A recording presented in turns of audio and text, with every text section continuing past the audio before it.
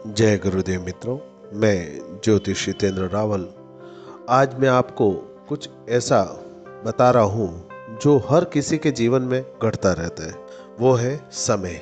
समय का अगर सही समय पे सदुपयोग किया जाए तो वो हमारे जीवन में बहुत ही गुणकारी होता है, और अगर हम आलस्य के कारण उस समय का सही उपयोग न करें तो हमारे लिए वो नुकसानदायक भी होता है।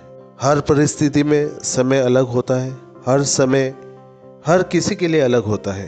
बुजुर्ग के लिए अलग होता है, जवान के लिए अलग होता है, और युवाओं के लिए अलग होता है, और बच्चों के लिए अलग होता है। आज हम बात करेंगे इस समय के बारे में कि जैसे समय का किस प्रकार उपयोग करना चाहिए। जैसे बच्चे हैं, पढ़ते हैं, एग्जाम भी आता है, लेकिन बच्चे सोचते हैं अरे एग्जाम आएगा तब पढ़ लेंगे। इस तरह से वो न खेलने में, घूमने में टाइम को बर्बाद करते रहते हैं, और उस समय का वो सदुपयोग नहीं कर पाते हैं। आज इसी समय पे एक छोटी सी कहावत है जो मैं आपको बता रहा हूँ। एक ऋषि जिन्होंने बहुत साल तपस्या की और उनको एक पारस पत्थर मिला। उस पारस पत्थर से वो जिस किसी पे अगर टच करते थे लोहे पे तो वो सोना बन जाता था। तो उन्होंने कहा मैं तो संत हूँ, ऋषि हूँ, इस पारस पत्थर को मैं क्या करूँ। गाँव में गए। गाँव में देखा तो एक बहुत ही आलसी इंसान था। वो उसके पास जाके उसको बोले कि पुत्र कुछ भिक्षा मिलेगी। तो उन्होंने कहा आइए महात्मा। उसने अच्छा आदर सत्कार किया, उसको महात्मा को भोजन करवाया। महात्मा उससे खुश हो गए।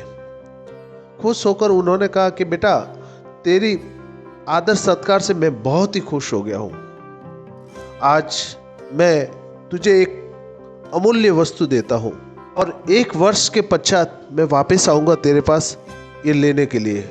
इसका तू चाहे वैसे इस्तेमाल कर सकता है, लेकिन 1 वर्ष बीतने के पश्चात मैं जब भी आऊँ मुझे ये वस्तु वापस दे देना।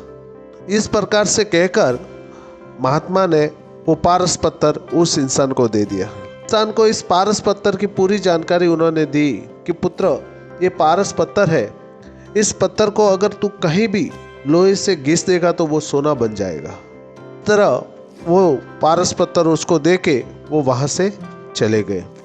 कपड़े में लपेट के ऊपर भगवान जी के रूम के अंदर रख दिया। समय बीतता गया, बोला आज नहीं कर लेंगे ना, कहाँ जाना है, अपने पास में ही तो है। इस तरह से वो आलस के कारण कुछ न करता था।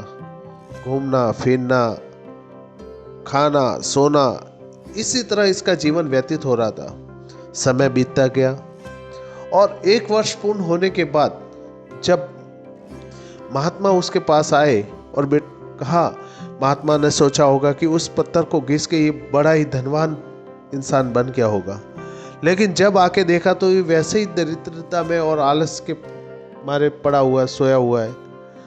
महात्मा उसके पास आए और बोले कि बेटा वो पत्थर मैंने तेरे को दिया था, वो पत्थर मैं लेने आया हूँ। इस प्रकार से बोलने पर वो आश्चर्यचकित, अरे यार उस पत्थर का तो मैंने कुछ इस्तेमाल ही नहीं किया।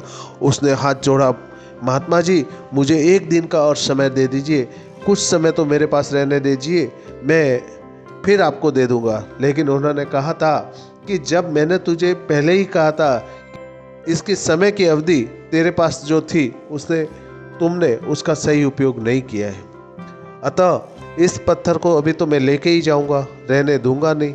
इस प्रकार से वो दरिद्र का दरिद्र ही रह गया, और महात्मा जी उस पत्थर को लेके चले गए। तो इस कहानी से हमें सीख क्या मिलती है?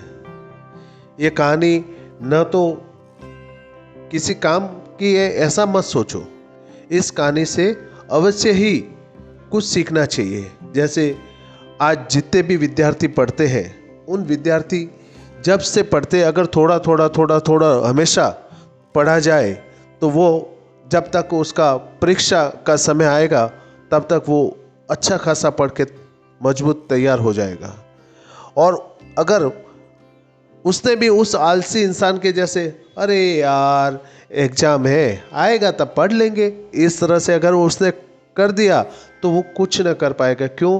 क्योंकि जब परीक्षा की घड़ी आती है तो वो कुछ नहीं कर पाता। एक साथ में हम 10 दिन का खाना तो खा नहीं सकते, तो थोड़ा थोड़ा अगर रोज हम खाएं तो हमेशा के लिए हम पेट भर के रह सकते हैं। और अगर वही चीज़ हम रोज याद करते रहे थोड़ा थोड़ा थोड़ा करके, तो जब तक हमारा परीक्षा का वक्त आएगा हम पूरी बुक को याद कर सकते हैं और अच्छे नंबरों से हम पास हो सकते हैं। तो इस कहानी से हर विद्यार्थी सीख ले, क्योंकि हमें समय का सदुपयोग करना है और अपने जीवन को उज्जवल बनाना है। जो मेरे गुरु द्वारा मेरे पास जो ज्ञान था आज मैंने आपको अर्पण किया है। माँ भगवती आप सबका कल्याण करे। जय गुरु।